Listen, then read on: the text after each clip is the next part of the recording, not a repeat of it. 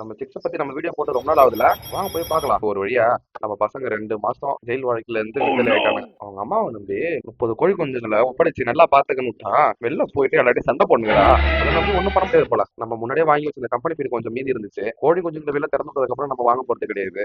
வெளிமேச்சல் தான். கையோட கையை எடுத்துட்டு போய் எல்லாத்தையும் கொட்டி விட்டுலான்ட்டு எடுத்துன்னு போயிட்டேன். நம்ம கோழி குஞ்சுங்களை எப்பப்பெல்லாம் நம்ம கம்பெனி பேர் கொடுப்போம் தெரியுமா உங்களுக்கு? அந்த 2 மாசம் உள்ள இருக்கிற டைம் மட்டும்தான். எவ்வளவோ கூட்டு கூட்டு பார்த்தேன், கோழி குஞ்சு எதுவுமே வரவே இல்லை. பெரிய பசங்க மட்டும் தான் வந்தானுங்க. இவனுங்க வேற காலை சுத்தி சுத்தி வந்து நினைக்கிறாங்க எப்ப பார்த்தாலும். எனக்கு பாடி கார்டுலாம் தேவையில்லை, விடை போகலான்னு சொல்லி அவளை தொட்டி விட்டு அப்படியே நம்ம சிக்ஸு கொஞ்சம் கீழே தூவி விட்டு அவனை தண்ணி கொடுக்குற அளவுக்கு கொஞ்ச நேரம் வேடிக்கை பார்த்துட்டு இருந்தேன். அப்படியே எங்க அம்மா கூட்டுச்சு இருமா வரேன்னு சொல்லிட்டு போய் பார்த்தா நெல்லிக்காய் மரத்துல காய் வச்சுக்குது. ஆனா பிஞ்சுதான் பொறுமையா பட்டு சாப்பிடுவோம். அப்படியே மதியம் ஒரு தூக்கத்தை போட்டு வந்தான். வந்து பார்த்தா எதுக்கட மாத்தி மாத்தி எல்லாம் பறந்து கிடக்குறீங்கன்னு பார்த்தா அவங்க அம்மா பாருங்க பில்லு கட்டு மேலே ஏற்றி இருந்துக்குது. அவங்க அம்மா பார்த்துட்டு தான் இவனுங்களும் வண்டி மேலே ஏற்ற காசு பண்ணந்தானே போல. இவங்க வேலைக்கு ஆகாதுன்னு தெரிஞ்சுக்கின்னு அவங்க அம்மா கீழே விட்டுச்சு. இவனால நான் திட்டு வாங்கினேன் எங்க அம்மா கிட்ட. இந்த மாதிரி கட்டில் மேல ஏறி இருந்தா அவங்க அம்மா ஒழுங்கா பாத்துக்க மாட்டேன்னு நினைச்சா பயந்துனே இருந்தா. பரவாயில்ல, கரெக்டா அடையிற நேரத்துக்கு கூட்டின்னு போயிடுச்சு அதுங்க எல்லாத்தையும். எங்க அடிச்சு வச்சிருந்தோமோ அங்கே.